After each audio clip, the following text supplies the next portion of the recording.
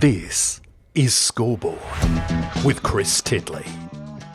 Powered by Swiftex. Where can crypto take you?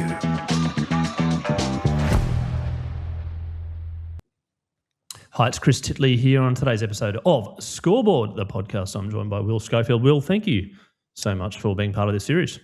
Chris, great to be with you, mate. We've been chatting for a little bit and it was a bit busy for you at the back end of last year, but good to be here. Mate, it certainly was with the launch of Scoreboard Media, my new business. So thank you and thank you for the patience, and I really appreciate your time. We are sitting here on Wednesday the 4th of March. How's your 2026 been so far, Will? Well, I've been growing my beard out, which has been fun. We're similar to you. We're running a business, BackChat Studios. We're a independent media company. Got a podcast network and production houses in Perth and Melbourne. So we have gone from 2 full-time staff, which is myself and my business partner, to 10 full-time staff and 2 locations across Australia in about 6 months. So needless to say, it has been busy.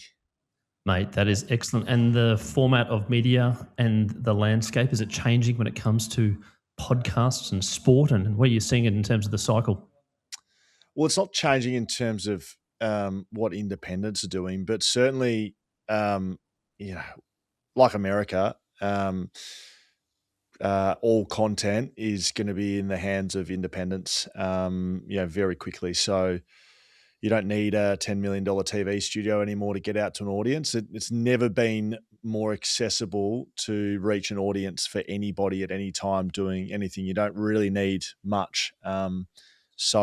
I think that's the biggest change is getting in front of an audience has never been easier. There's lots of differences. Everyone's different. There's individuals everywhere. But if you want to build something like sustainably, it's not really any different to any other industry. You just need to work hard and be consistent at it. And, ultimately, like, the results will come. And, maybe the time lag is different for different people. But that's certainly what, I guess I've tried to base it on is work hard, get the rewards. And in terms of AFL and consumption for you, the deep passion, the fun levels, the excitement, is there going to be, or could there be overkill in terms of too many people covering AFL and information overload? Yeah, there already is. Yeah, definitely. And for me personally, there is. It's not a New Year's resolution, but I've been off socials since probably October last year. I just clipped it out of my life.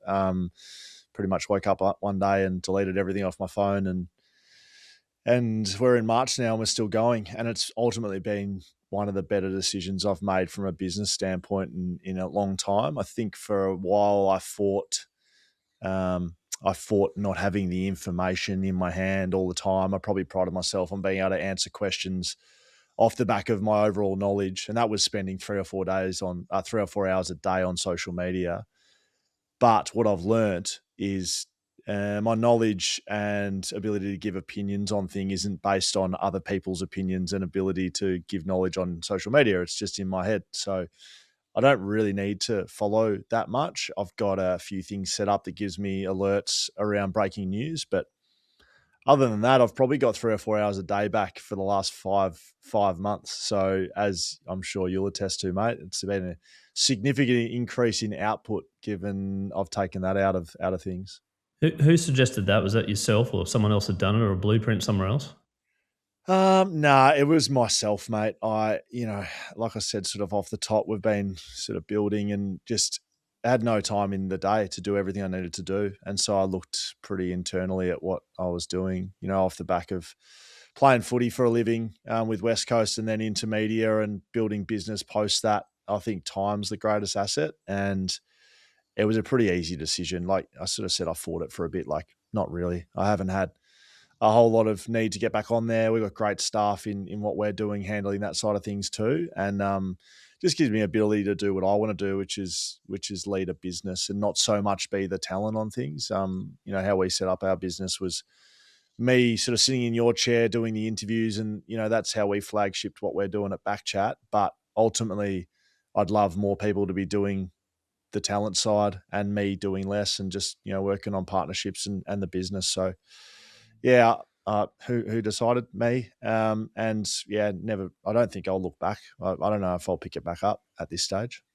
Has there been any other habits that you've kind of culled? We just had Tom Rockcliffe on the podcast, and he was saying that he binned alcohol, and Todd Carney the same thing a few years ago. Is there any other high performance tips you can give in terms of your focus this year for 26? Did not know you'd spoken to Tom. So Tom is talent on one of our shows, The Footy Interchange. Ripping bloke, become quite close to Tom over the last 12, 24 months.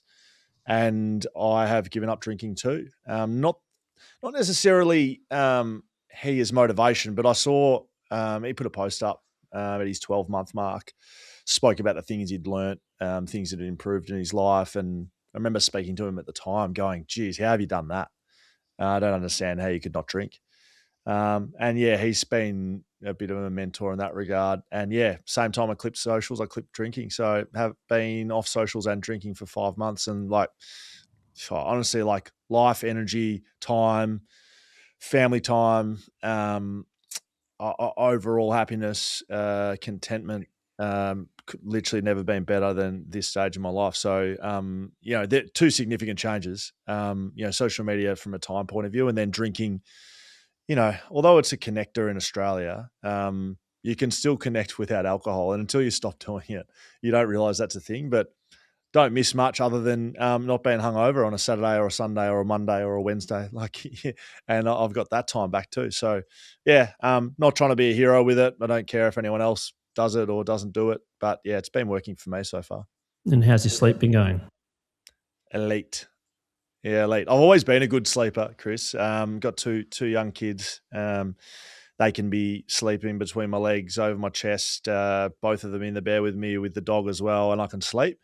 But quality of sleep, I think, has gone through the roof. Another one that I've always struggled with and through footy and then work with no structure is like wake times. I've this year had a real rigid 5 a.m. alarm every day. For a while, Saturdays and Sundays I was sleeping in, and it was just putting me back kind of like I hadn't been doing the 5 a.m.s during the week. So it was just 5 a.m. across the board. And again, that's been awesome for me. I sound like I'm on a spiritual awakening here, Chris. But honestly, mate, like I'm just working my ass off, and I can't really afford all the other bullshit that goes along with some of those things. And yeah, they've been really positive changes I've made. But again, probably don't work for everyone either. But it has worked for me for sure. When you mentioned you're working your ass off and you're focusing on your small business, I've seen this a few times with business owners in my previous life where it is all in, it's encompassing 100%, and then other elements of your life kind of go by the wayside a little bit because it's kind of addictive. There's so many moving chess pieces. How have you found about balancing work life? I think family is the thing that gets thrown to the wayside, if I'm really honest. I'm a direct person, mate, and I don't really beat around the bush. I think that's what suffers. Time with your kids, time with your wife. You just work too hard. And I feel like I'm working a lot smarter. I've gained 4 hours a day to do work.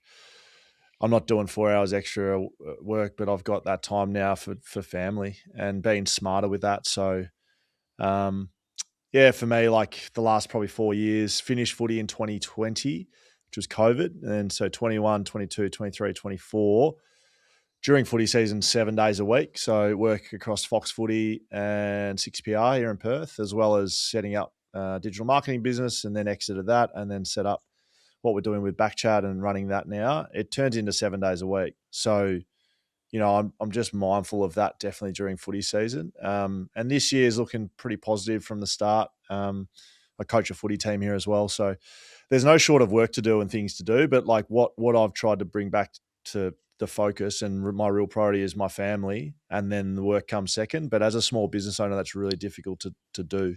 And I think anyone listening that is one of those would know I'm right. 100%. And do you switch off? Do you kind of like watch Netflix or listen to a podcast or read a book? Been playing cards recently with my wife, and that's terrible. What's this bloody game called we're playing? I don't even know the name of it, but it's bloody unreal. It's sort of like Uno, but like a bit of a different variation. And I find it a real switch off. Golf or what's the other one I play? Yeah, it's a specific card game. I'll be able to think of it as we go. But yeah, cards has been good. bit of Netflix, definitely. Got into Yellowstone over summer, so knocked all of that off. But again, like, yeah, it's funny. Like, you get, wake up at 5, you're doing work till 6, kids are up, get the kids to school every day, 8:39, work from 9 till 5, or whatever that requires. And then, you're home again doing stuff with that. By bedtime with the kids, it's 8 o'clock, and spend an hour or two with the missus. I don't know, there's not a lot of time for TV and Netflix. And yeah, again, I say these things, I feel like I'm trying to be a hero with it, but like, I No, honestly, you're not. You're not preaching. You're just telling your story, and it's fact, right? yeah, yeah. And so, yeah, it's been interesting being introspective a little bit. I'd never really have done that. I've just kind of gone from the next thing to the next thing to the next thing.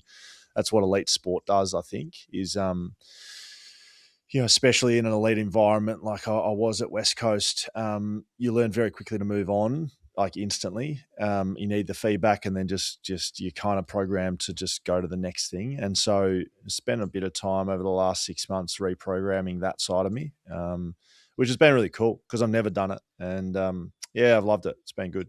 And you feel like you're winning in life at the moment? Yeah, it's an interesting one, that question. I think I'm competing.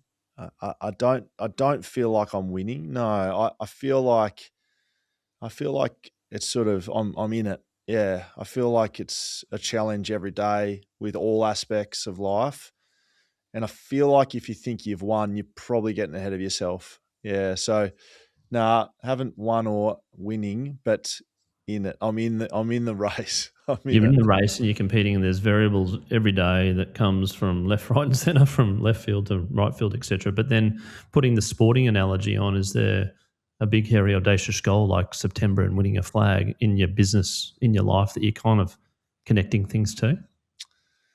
It was funny. Like, as a sports person, I wasn't a great goal setter, really. And I won't pretend I am now. Within a business sense, we just want to keep, um, I guess, like, agile is probably the word, but it's a bit wanky, to be honest. Like, we just want to be able to keep, Nimble. yeah, yeah, but like, we just want to be able to keep doing things. So as a business, like, as we grow, when an opportunity comes up, like, we should have the time and hunger to just do something new if it's a good idea. Like, I think from an independent standpoint, that's the advantage that, anyone has over mainstream media, is like, someone could come with an idea today and you could execute it tomorrow. Like, there's no real blueprint. So although, I mean, building the business as much as we can and as fast as we can, that's a goal, but there's no real endpoint that we have. And then, yeah, I've definitely got like family and relationship and personal goals to be better in all of those elements. But like, there's not really a premiership cup in life, is there? And actually, interestingly, like, winning a premiership cup in sport, you kind of realize that, okay, you do it, but then it does you're not fulfilled by it, and you're not finished. Like, although that's the goal, you do it, and then you're like, oh shit, like, we probably got to do that again this year. And then if you don't, you're like, oh shit, you're like back to failing and losing again. So yeah, I'd learnt that probably in footy, is like setting these goals, although they're good and they're good to aspire to, like, once you hit them, you got another goal in front of you, right? So you may as well sort of keep it open-ended. And then, like, trusting the process through footy and trusting the process now through you and what you're doing on a daily basis to get to where you want to go. How do you trust your own process? Do you change your process? Do you kind of question things all the time? Yeah, constantly questioning. I'm not a doubter. I'm very confident in decisions I make. However, like, I'm super, super critical, very high standards, and I guess I lack confidence in areas I, haven't seen before, or, haven't had experience in. But I probably attack them with confidence that's unfounded. Is in the end, I mean, like, a part of it's like, well, what do you got to lose? By just doing stuff. But yeah, like, I learn stuff every day. Like, I've never run business before. I wasn't even in a leadership group at West Coast. Like, I've never led people, just internally from that challenge of having full-time employees to, yeah, I think definitely from an independent media standpoint, like, every day you kind of feel like you're competing against, bigger people. So finding ways to do that. I question everything basically. When it comes to criticism, you just mentioned then, do you think it's curiosity more than anything as opposed to you just sort of not agreeing? Um, I think that uh, I'd like to be more curious and less critical, but I think in reality I am more critical than curious, and yeah, that's always been a thing that I've seen in leadership chats, or what real great leaders do. They're always curious. Like I'm probably a more critical thinker, and I think that's okay. I think if you identify that, if I sat here and said, "Oh no, I'm very curious and everything's a new basket for me," like again, I just don't think that's probably true. So yeah, I'd like to improve in it, but yeah, the critical stuff has probably got to me both in sport and in business, like to where I am. But probably trying to start to bring some more curiosity to things. Do you think people need to be more critical? I don't think people need to do anything. There's a lot of nodding and agreeing with maybe people that are, potentially superior, like a coach, for instance, in a footy team. Yeah, it just depends. Like, yeah, so many different circumstances where critical thinking would help, but also like I've been good example where it doesn't help, and like clashing and butting heads doesn't really help anyone. So probably probably learning to like read the environment and read people is more important than being critical or curious. Like just leaning into people and how people operate. And yeah, I've certainly learned that again by leading business, by taking up coaching, coach a year 12 or a first 18 side over here in the in the private school system, and it's probably the most fulfilling thing I do with anything. And I learn stuff every day, like 16 and 17-year-old young men that are teach me stuff every day. What do they say? KBing. I said, boys, what have you been doing over summer? I said, oh, we've been KBing. I said, what are you talking about, you young men? Kick back, or like kick back or something. Like they teach me things about language I just never known existed. So you'll be looking there, Chris, like no idea. I've got no idea too, but their hunger to learn is pretty inspiring too. Like, and their ability to learn. Like a 17-year-old, you tell them one thing at the start of training, and by the end of training, they've mastered it. Like, imagine trying to do that with a 40-year-old manager or leader. It's like, oh, hey, mate, like, you're really lacking curiosity when you're asking your questions. Do you think you could work on that? It would take years. Whereas these 17-year-old kids, you say, oh, mate, you're leaning off your kick. This is how to change it. And by the end of it, they're just perfect kicks. It's like, it's crazy. What about the talent at 16, 17 compared to when you were 16 or 17? Is there something that's of a major difference, or is there generational behaviours that are a little bit different? Oh, I think it's easy to say, just with the introduction of social media, interpersonal skills are different and the way the kids are wired are different. I don't actually think that's true. I think, like definitely it's changed, and technology's changed, and the way people communicate's changed, all of that. But ultimately, like, you've got competitive kids, you've got kids that are motivated by, you can rule with, the philosophical stick a little bit, and some you need the carrot, like you need to, it's the same thing. Like everyone's different really. So I think how some of them are prepared is different to like I was drafted as someone who couldn't do more than 3 bodyweight chin-ups. I was just bones, like a bag of bones basically. And you got these kids now, they're getting drafted. They've been in high performance groups since they were 12 years old. Like I think that's probably come into it a bit, and I don't really like that. I really like getting a hold of the raw country kid that it's been playing local footy with seniors since they were 13, and that's the training they've had. I love sort of dealing with those kids because they don't act like they know it all, So yeah, Are they having fun? Like, do you think they're having fun, or they're like, oh, actually, I want to be a professional AFL player. That's a career that I want to go down, and therefore I need to kind of be a little bit more serious. So that's where actually that's changed. That's at elite senior level. I think that recruiters are looking too much for the polished kid that's been in these performance things, and they lose the fun. I think that's the change, and then the kids are forced to do these groups and be training like an elite AFL athlete at 15, when I think there should be more fun. Like I think enjoying sport and enjoying team sport like should be the basis of coaching and then performance. I don't know if you saw some of the stats out of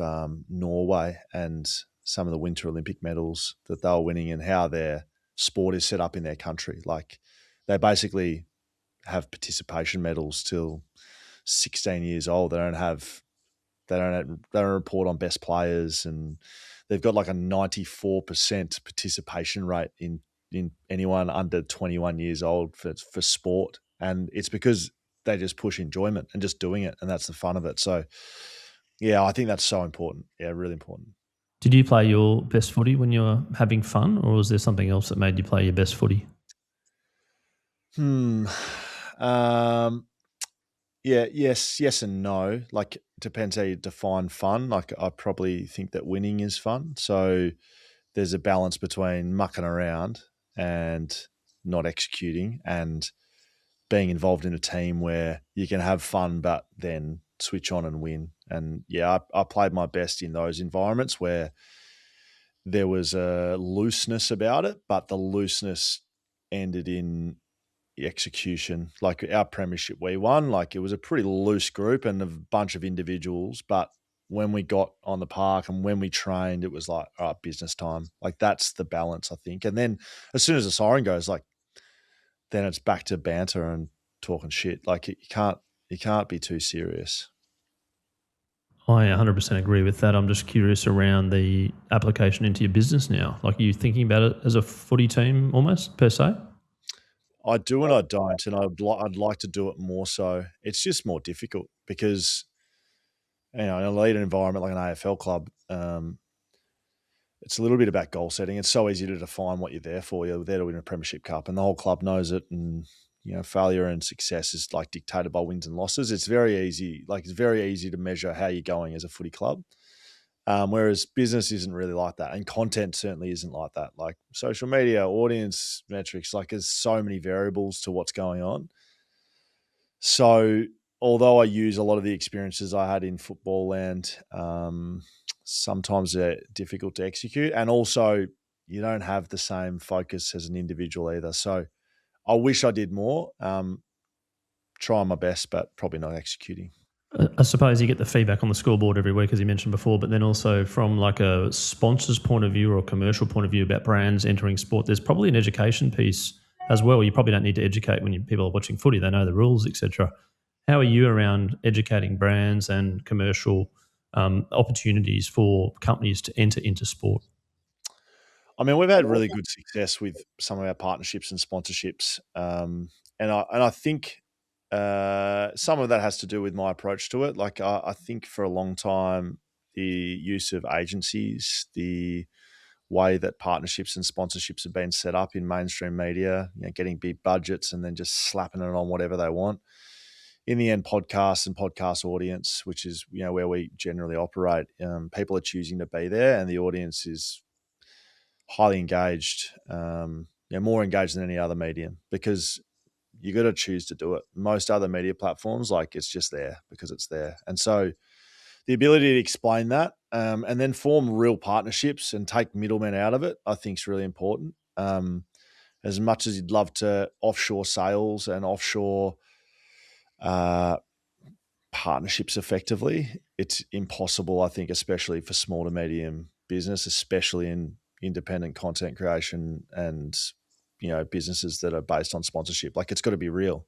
So the content's real and authentic. So does the deal. So all of our best partners, all of our partnerships we hold, like, although it's a weakness, there's a strength to the fact that, I know all of them personally, because I think in the end, you can't just be fobbing it off to sort of whoever. There's got to be an element of a real relationship for something to last long term. Otherwise it's just it's just a transaction. It's like you give us money, we slap it on things. See you later. Yeah, and then churn becomes high. What about AI? Where's AI sit in content at the moment?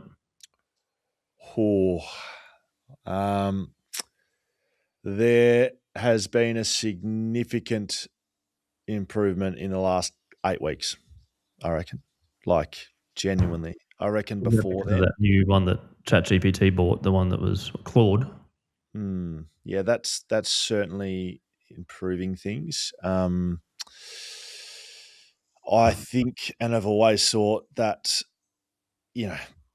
within 3 years from now, a lot of it will be AI, especially the heavy lifting stuff. But you've still got to have people to prompt it. Like, I think expert prompters, people that can shape what AI is doing, is highly, highly valuable. Because ultimately, if you want to scale content, like, you can't go and employ 1,000 people, unless you're one of the Google or something.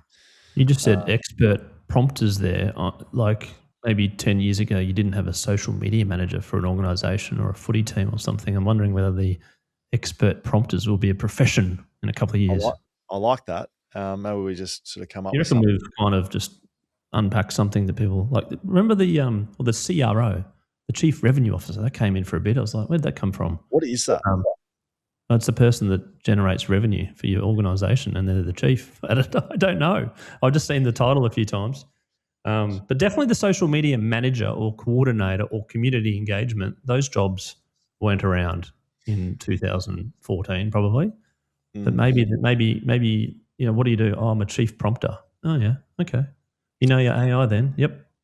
Cool. Anyway, maybe we should start looking now. I think the danger is people think, well, as this improves, like, we can just do all of our work and we'll just put that out. Like, you already see it with email replies and people that haven't quite got it. You're just slapping an email in and then it's spitting a reply out and you're chucking it back in an email. Like, I get them all the time, and it's like, oh, this isn't real. And there's no form of prompting. Like, you got to shape it into yourself still. Like, you still have to know what you're doing.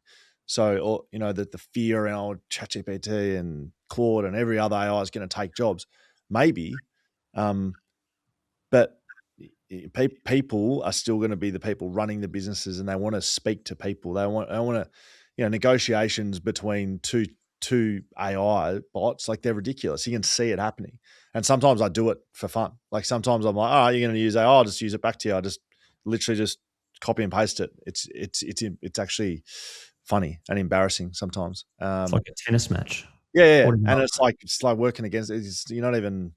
So, the point is, like, I think it's incredible what AI can already do, and it's going to just, like, skyrocket in the next 12 to 24 months. But, ultimately, you've got to understand it to use it.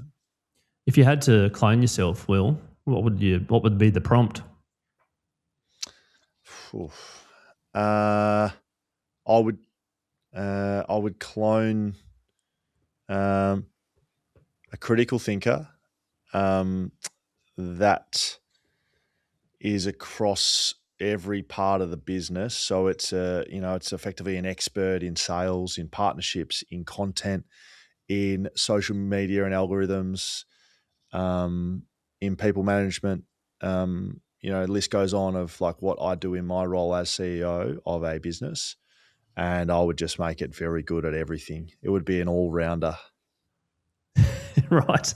What about the language tone? Um, Add the expletive every now and then. Yeah, correct. It would be firm, direct, but personal. And to make it personal, dropping a shit or a fuck in there every now and then's okay. What do you dislike about work currently, like meetings, email, or communication? I mean, you're obviously disconnected to socials, which is one element that you've discovered to maybe withdraw from your life. Is there any other areas of work at the moment which kind of go, you know what, it's pretty unproductive? Yeah, social media was a massive one for me. Worked really hard to get that going. I probably have lent a fair way away from being the talent. We had a particular show that started yesterday on the network that I hosted last year, and we've got another host in that's just as good, if not better than me. Like, I really don't have the ego to be front of mind with everything we do. So yeah, probably just the element of pulling back from being talent on things, and just trying to run the business. I really love elements, probably most elements of the business side of things. Negotiating, sales and partnerships. I don't hate it, but what I find the most challenging is people management, which I'm learning very quickly. But I don't hate it. It's like absolutely necessary. Yeah, it's a learning thing as well. Are you more relaxed than you used to be? Oh, that's probably only come about in the last 6 months. I've been, if I critically think about myself as a leader, like I've been like highly strung with little things. So I've been trying to stress the little stuff less. But work in progress, I would say. Yeah, no, you come across relaxed. Probably one of the most relaxed guests we've had, to be honest. Well, I mean, you got to think also, like, I've been doing interviews and sitting in front of a mic. We started. I reckon we started a podcast in a workshop room at West Coast called Squawk Talk, I think it was called, and With it was another in player, 2000. wasn't it? It Hey, was with another player. yeah, it was with Cale Morton, and I reckon it was on an iPhone 3.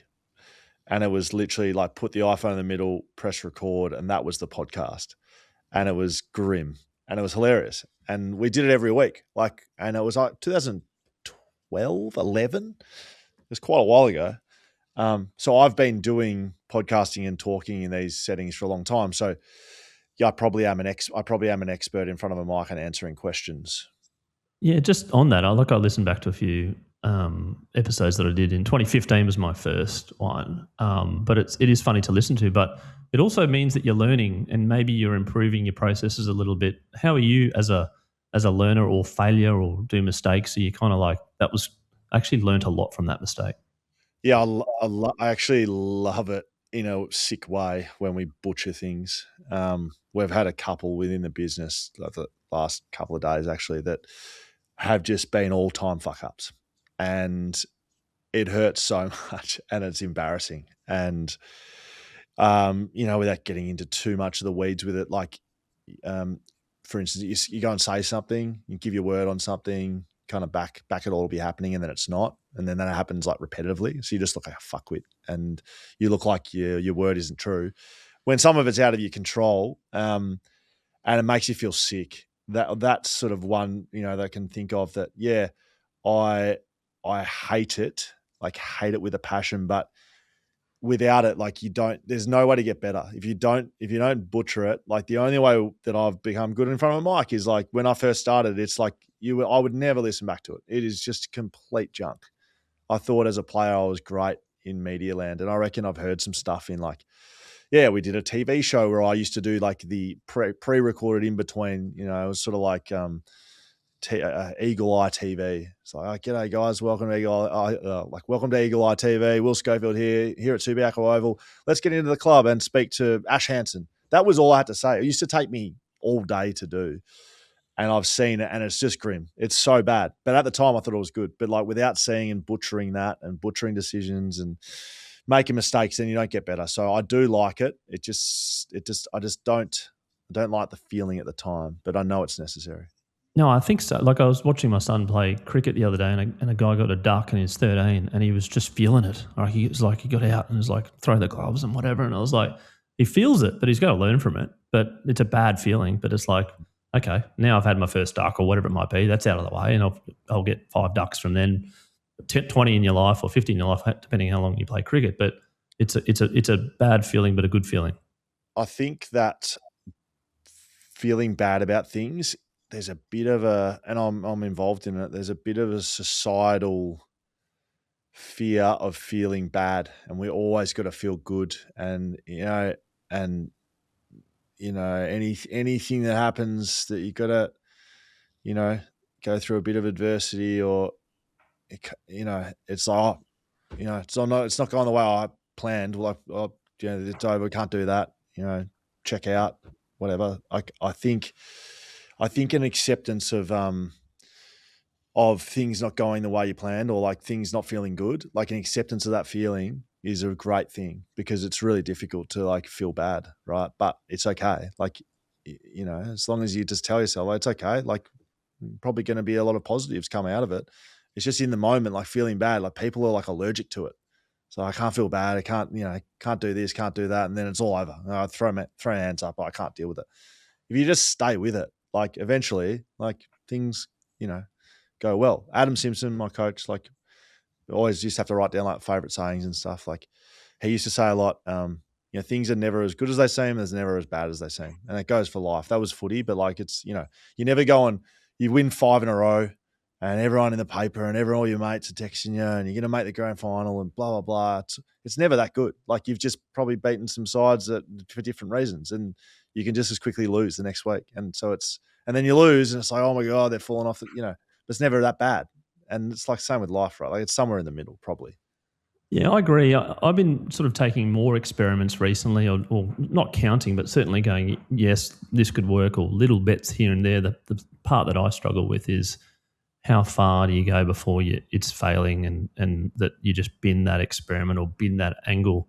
How have you gone with little bets or little things or experiments that have failed, or deep down you're like, actually, no, we've got to keep going with this? I've learned a lot. We've done some projects that thought it was a great idea. We've executed them and haven't built an audience and just learned very quickly. I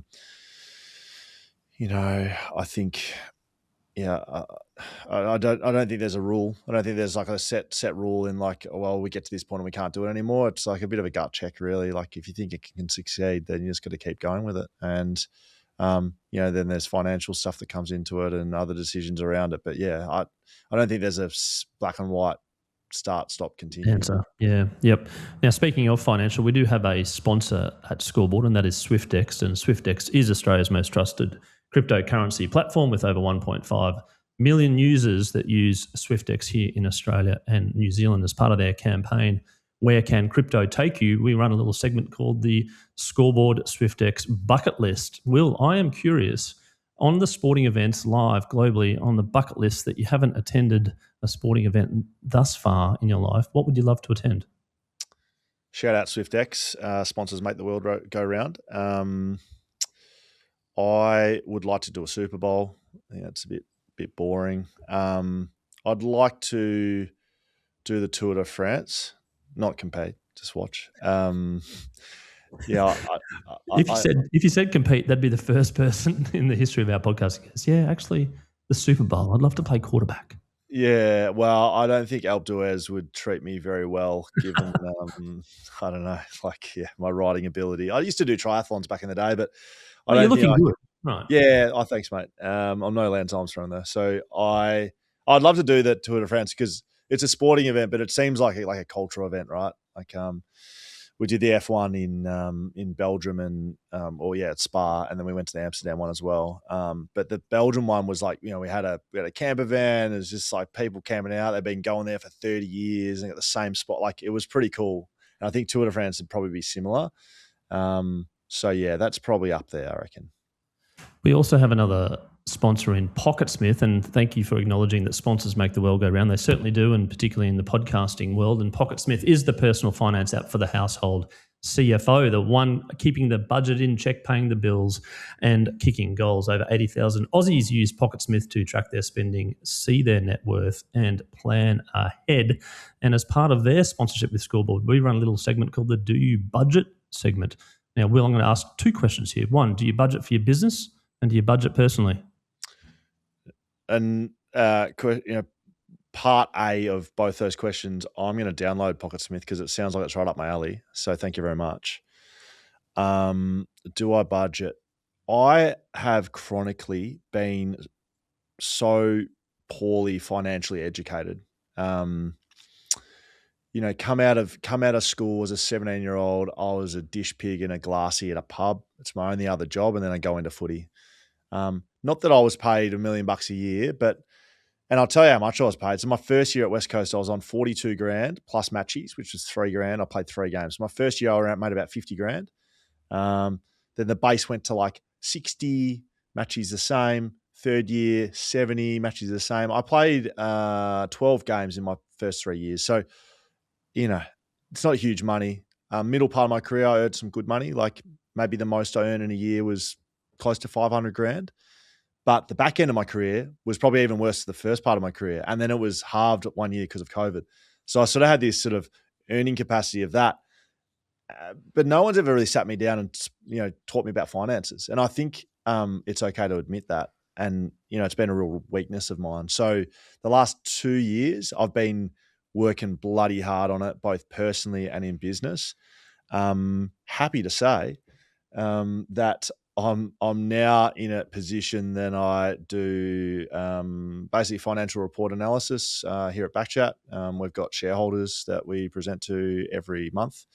I've got a great business partner who acts as a CFO at the moment, who does a lot of the nitty gritty, which my brain doesn't work with, but I can deal well with high level numbers now. So from a cash flow and budgeting perspective, I'm heavily involved.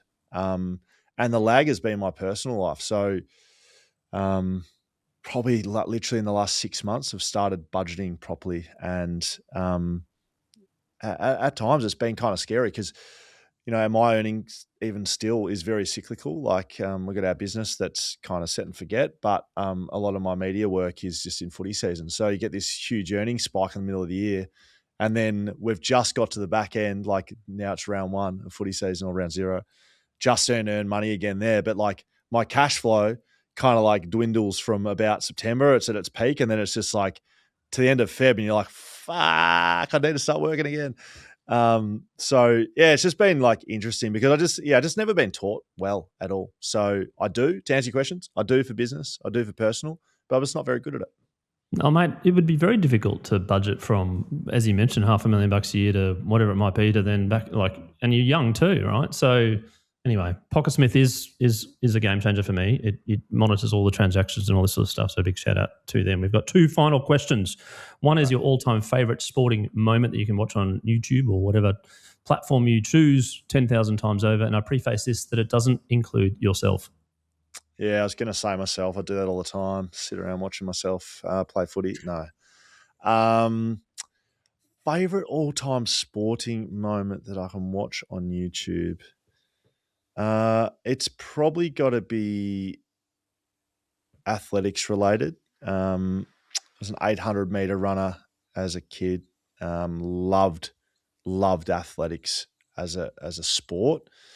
David Rudisha, for those who don't know athletics, is the greatest 800-meter runner of all time. And he's run a couple of races that I could comfortably sit there and watch for days. Like he broke the world record, current world record holder. Like the world record run that he does is just off its head. It's unbelievable. So like David Rudisha, I could watch him all day. I know that's a little bit rogue, I know, but that's what I like to do. No, you're the first to do that. It's awesome, and I love the variability in people's decisions on that because it's different choices, and it's so good to watch these clips over and over again. And the final question is our scoreboard moment, and that is a moment in your life that is so visible, it's so visual, you can repeat it quite easily, but from that moment, life changed. We won, I'll straight into it, we won the 4x800 metres at the APS Carnival, Geelong College. The year before we'd come second, I ran the last leg and I got done on the line. We broke the school record, still stands, and it haunted me all year. I was the athletics captain the next year and I ran third. And Ed Curnow, who went on to play footy at a high level for Carlton, brother of Charlie Curnow, who is now at Sydney, he ran last and he beat the last runner in a similar fashion than we got done the year before. And I can replay that run in my head, and I do, because I ran off my head. I was unbelievable. And it gives me goosebumps talking about it. And it's just weird, like athletics, it's part of me wishes I sort of gave athletics a crack. I was a good runner. Ran fastest time of 1:51.7 as a 17-year-old. So I could run, and I reckon I could have given it a good dip at some stage, but never know. You never know, mate. I was a sprinter at 17. I did 10.96. I broke the 11-second barrier. And made the state final, but did a hemi. So I never knew where I was going to be in the state final at the age of 17, but none since then. Will Schofield, thank you so much for being on Scoreboard, the podcast today, and for the openness and having a chat. I really do appreciate your time, and it's great to finally catch up, and all the best into 2026 with the commentary and the studio and the podcast, etc. And looking forward to supporting and helping where I can. It's been good, Chris. Could have been Matty Shervington by the sounds of it, but we'll never know. Thanks, mate. All right, done. Thanks, mate. Nice, mate. I know the deal here.